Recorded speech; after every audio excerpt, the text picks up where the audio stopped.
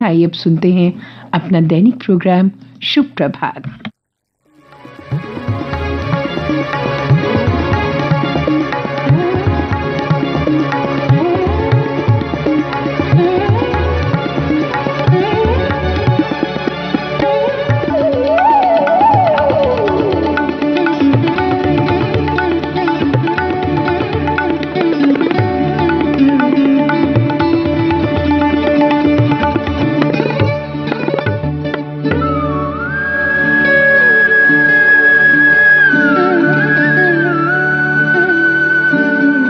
शुभ प्रभात के सभी श्रोताओं को रविकांत का नमस्कार। शुभ प्रभात श्रोताओं, आज के ऐतिहासिक दिन की आप सबको बहुत बहुत शुभकामनाएं, बहुत बहुत मुबारकबाद। प्रभु श्री राम की प्रिय नगरी अयोध्या में नवनिर्मित श्री राम मंदिर में रामलला की प्राण प्रतिष्ठा के उपलक्ष्य में अनेक कार्यक्रमों का आयोजन हो रहा है। इसी संबंध में प्रस्तुत है पंडित राजेंद्र कुमार शास्त्री जी से की गई ये बातचीत।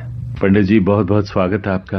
धन्यवाद। हमारे जो श्रोता आपको आकाशवाणी के जम्मू केंद्र के माध्यम से सुन रहे हैं, हम चाहेंगे कि आप विस्तार पूर्वक प्रभु श्री राम की जो शिक्षाएं हैं जिनसे हम सीख ले सकते हैं, इस संबंध में हम चाहेंगे कि आप हमारे श्रोताओं का मार्गदर्शन करें। जी पंडित जी। शांतम शाश्वतम प्रमेयमनघम निर्वाण शांति प्रदम ब्रह्मा शंभु फणेन्द्र सेभ्यमनिशम वेदांत वेद्यम विभुम रामाख्यम जगदीश्वरम सुरगुरुम माया मनुष्यम हरिम वंदेऽहं करुणाकर रघुवरम भूपाल चूड़ामणि रामाय रामभद्राय रामचंद्राय भेदसे रघुनाथाय नाथाय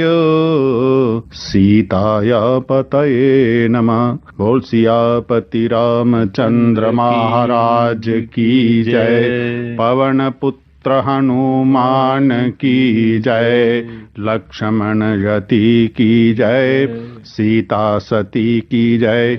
जय जय श्री राम। श्रोताओं, भगवान श्री रघुनाथ जी का उस परमपिता परमात्मा का जो अवतार है भगवान श्री राम जी के नाम से जो समर्पित है, अपने उस अवतार में भगवान श्री राम जी ने अनेक कार्य किस कुशलता के साथ परिपूर्ण किए, उन्हें मर्यादा पुरुषोत्तम जी के नाम से कैसे मानना और जानना, इसके पीछे उनके चरित्र को जानना, जा चरित्र के ऊपर गुणगान करना। अल्प बुद्धि मैं क्या कर सकता हूँ। बड़े बड़े ऋषि मुनि, बड़े बड़े ज्ञानी संत भी अंततः राम रामेति रामेति रमे रामे मनोरमे सहस्र नाम तत्तुल्यम राम नाम बराने, राम राम राम के नाम पर ही सारा कुछ समर्पित कर दिया। मर्यादा पुरुषोत्तम भगवान श्री राम जी का अयोध्या में तत्कालिक चक्रवर्ती सम्राट महाराजा दशरथ जी के घर में अवतार हुआ। जन्म से लेकर और सरयू प्रस्थान तक के अंतराल में एक दिन तो बहुत बड़ी बात है, एक घड़ी भी उन्होंने विश्राम नहीं किया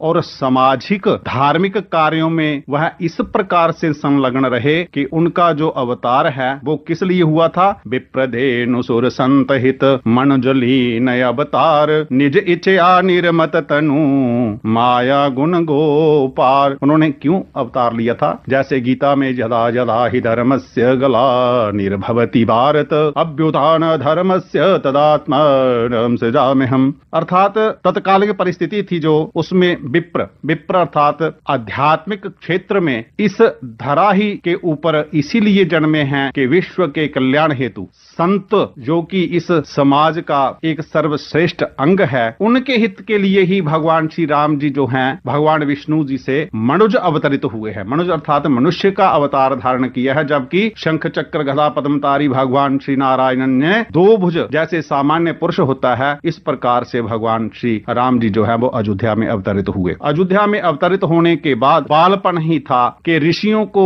उनके यज्ञ अनुष्ठान में बाधाएं डालने वाले असुर जो है वो उद्दंड मचा रहे थे। उस उद्दंड को दूर करने के लिए अभी 14 वर्ष की भी आयु नहीं हुई थी तो राम जी के पास ऋषि लोग आते हैं और वह वचनबद्ध हो जाते हैं। अनेक प्रकार के असुर जिन्होंने उस समय उद्दंड मचा कर रखा था और विशेष तौर पे जो धार्मिक अनुष्ठान होते थे, रुकावटें डालते थे, उन रुकावटों को दूर करने के लिए भगवान श्री राम जी अपने छोटे भ्राता लक्ष्मण जी के साथ वो सारी क्रियाएं जो कि संतों को चाहिए थी उनमें सहयोग करते हुए उन असुरों का भी उद्धार और संतों का भी उद्धार करते हुए चलते रहे। जब युवावस्था को प्राप्त होते हैं राजकुमारों की, उस समय जो विवाह की परंपरा थी, महाराजा जनक ने अपनी बेटी सीता का जो विवाह था वो स्वयंवर के रूप में करना चाहा था। देवी सती सीता थी, वह इतनी सुंदर, इतनी आध्यात्मिक और देवी थी कि उनके लिए उस समय क्षत्रिय वंश में देव तुल्य जो वर था वो किस प्रकार से प्राप्त हो, उसके लिए उन्होंने मंथन किया और मंथन करने के बाद एक स्वयंवर रचा दिया।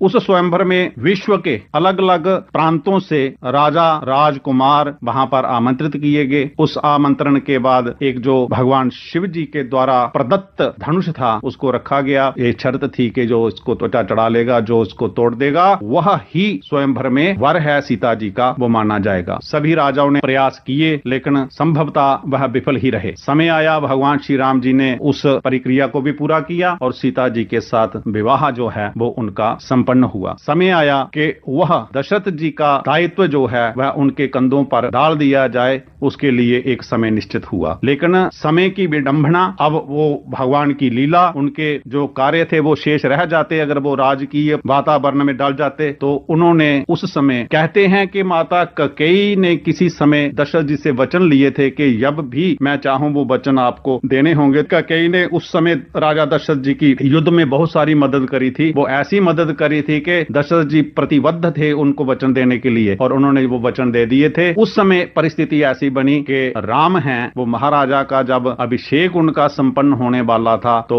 एक रात्रि पहले ही कैकेयी जी ने अपने वचनों को पूरा करने के लिए उनको वनवास और अपने भरत को राजपाठ दिलाने के लिए वचन दे दिया। कहते हैं कि भगवान श्री राम जी की जो माताएं हैं तीनों, उनमें सबसे जो प्रिय थी वो कैकेयी ही थी। इसमें भगवान की लीलाओं का जो गुणगान करना, जैसे मैं पहले बोल चुका हूं, वो बड़े बड़े संत ऋषि मुनि जो हैं वो भी उनकी चरित्र को नहीं जान पाते हैं। वेद ऋचाओं में भी जबकि अंत में लिख दिया ना इति नेति नेति, ना इति मतलब ये सारा विश्लेषण हमने कर दिया है, लेकिन अभी भी हमें कहो कि संतोष है तो नहीं हुआ है। उसके बाद वेदों का जो सरलीकरण किया है वेद व्यास जी ने, उन्होंने भी अंत में लिखा है कि मैंने बहुत सारा सरल किया है लेकिन अभी भी मेरे मन को कहो तो संतुष्टि नहीं है। गोस्वामी तुलसीदास जी ने वाल्मीकि रामायण या अन्य रामायणों का उसको सरल करके रामचरितमानस में प्रतिबद्ध किया तो अंततः उन्होंने भी कहा आत्म सुखाय तुलसी रघुनाथ गाथा, ये मेरे सुख के लिए ही है, कहो कोई मेरा पूरा इसमें सुख जो है वो अभी भी मुझे प्राप्त नहीं हो रहा है। ऐसा ही एक कथा सुनने में आती है कि कैकेयी जो है वो बहुत प्रेम करती थी और राम जी ने एक बार जैसे दशरथ जी से कैकेयी ने वचन लिए थे ऐसे ही राम जी ने भी एक बार उनसे वचन ले लिए थे कि मां तू मुझे बहुत प्यार करती है और मेरी कोई इच्छा हो रही है आपसे मांगने की। तो उस समय कैकेयी ने राम जी को वचन दिया था कि तू मांगने में देरी कर सकता है राम, लेकिन मैं देने में देरी नहीं कर सकती। तो उस समय भगवान श्री राम जी ने कैकेयी जी से चतुर्भुजी स्वरूप थोड़ा सा दर्शन देकर कहा कि हे माते, मेरा ये जो अवतार लेना ये मेरा राजपाठ इत्यादि करना ही नहीं है। इस समय जो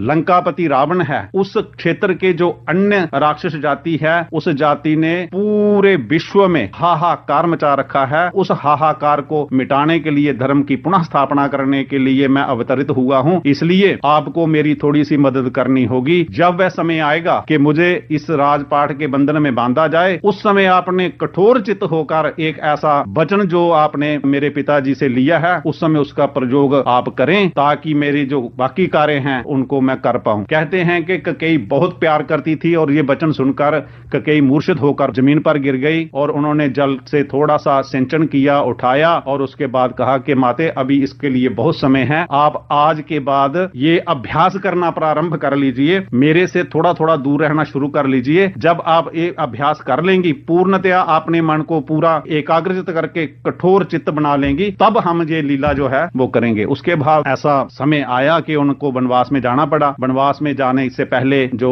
भगवती सीता देवी थी उन्होंने भी उनके साथ जाने का निर्णय ले लिया और उनके जो भाई थे लक्ष्मण जी उन्होंने भी उनके साथ जाने का निर्णय लिया। वन में जाते जाते अनेक ऋषियों के साथ मिले। समय आया कि जटायु का भी उन्होंने संस्कार किया। श्रोताओं, पंडित राजेंद्र कुमार शास्त्री जी से की गई बातचीत अभी जारी है। Welcome back. श्रोताओं, सुप्रभात में आज हमारे साथ हैं पंडित राजेंद्र कुमार शास्त्री जी। जो ऋषि मुनि शबरी इत्यादि जो भक्त थे, उनको जो वचन दिए थे, जन्म जन्मांतर की तपस्या का जो फल था वो उन्हें प्राप्त होना था, वो भी उन्होंने किया। और उसके बाद एक समय आया, भगवान श्री राम जी का जो मुख्य कार्य था असत्य पर सत्य की विजय प्राप्त करना, वह भी हुआ। उसके बीच में जो हनुमान जी के साथ मिलन हुआ, वो हनुमान जी का जो मिलन है वह इतना रोचक इस कथा का अंग बन जाता है कि भक्ति भाव में और सेवा में जो फर्ज हनुमान जी ने निभाया है वह श्रेयस्कर तो है ही, लेकिन हनुमान जी ने एक ऐसी उपाधि प्राप्त की है, अश्वत्थामा बलिव्यासो हनुमान विष्णु द्रोण कृपाचार्य सप्तेता चिरंजीवी का जो सप्त चिरंजीवी हैं, भगवान श्री हनुमान जी को वो पद प्राप्त हुआ। कहते हैं कि हनुमान जी आज भी इसी धरा पर विचरण कर रहे हैं। जेन केन प्रकार ने जहां भगवान श्री राम जी का गुणगान होता है, वह प्रत्यक्ष अप्रत्यक्ष रूप में वहां पर जाते हैं, श्रवण करते हैं, दर्शन करते हैं, आनंद की अनुभूति करके पुनः भगवान श्री राम जी के संकीर्तन कीर्तन और ध्यान के लिए कंदराओं में, पहाड़ों में, वनों में कहां विचरण करते हैं।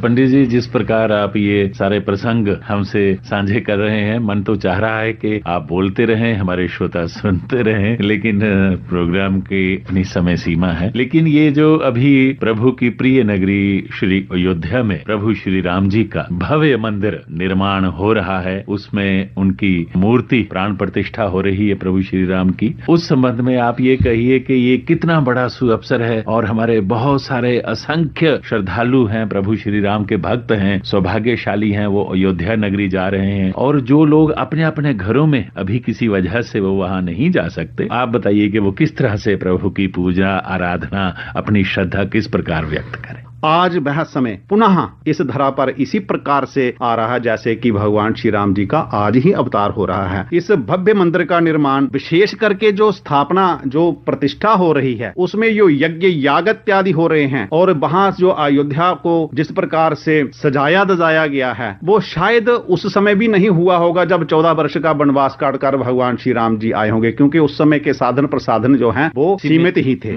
आज अनेक प्रकार के सत्संग कर्मकांड के जितने भी कल्प प्रकल्प हैं, ऋग्वेदीय 500 ब्राह्मण जो हैं वो निरंतर ऋग्वेद का पाठ करके होम कर रहे हैं। और उसके साथ साथ काशी वाराणसी जो विद्या का सर्वश्रेष्ठ क्षेत्र माना गया है, वहां से बड़े बड़े विद्वान पूरे भारतवर्ष के सभी प्रांतों से लगभग सभी संप्रदायों के विद्वान हैं, उनको बुलाकर वहां पर पूजन अर्चन किया जा रहा है। और जो प्रतिष्ठा का कार्यक्रम है वह 16 जनवरी से लेकर आज 22 जनवरी तक जो है वो निरंतर चल रहा है। जो यंत्र वास्तु यंत्र है उसमें करोड़ों मंत्रों द्वारा उसे आमंत्रित करके जाप पिछले 5 वर्षों से निरंतर चल रहे थे। उन 5 वर्षों में जो मंत्र करोड़ों की संख्या में आमंत्रित हुए हैं वह वास्तु में रखा जा रहा है। जैसे प्रतिष्ठा के जितने भी परिक्रियाएं होती हैं, जल यात्रा होती है, स्नान होते हैं, गंधादिवास होता है, अन्नादिवास होता है, जलादिवास होता है, फलादिवास होता है, वो सारे वास करवा कर अब हवन यज्ञ चल रहा है। और थोड़े ही समय के बाद जो कि प्रशस्त मुहूर्त जो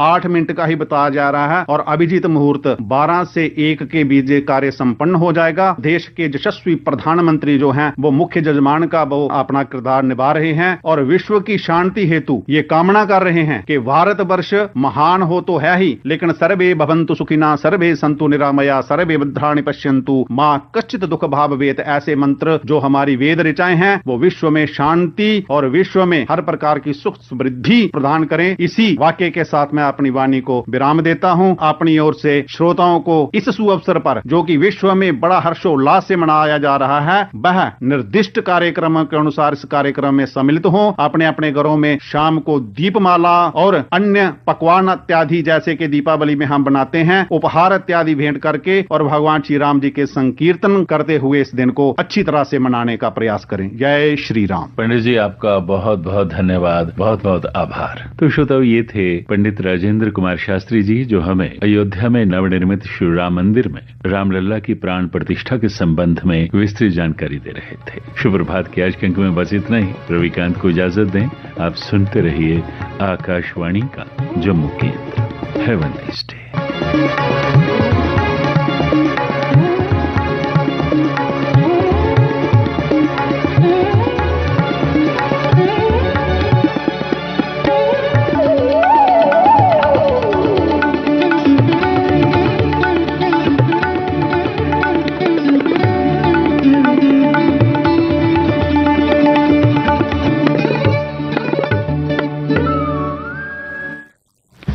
अभी आपने सुना कार्यक्रम शुभ प्रभात।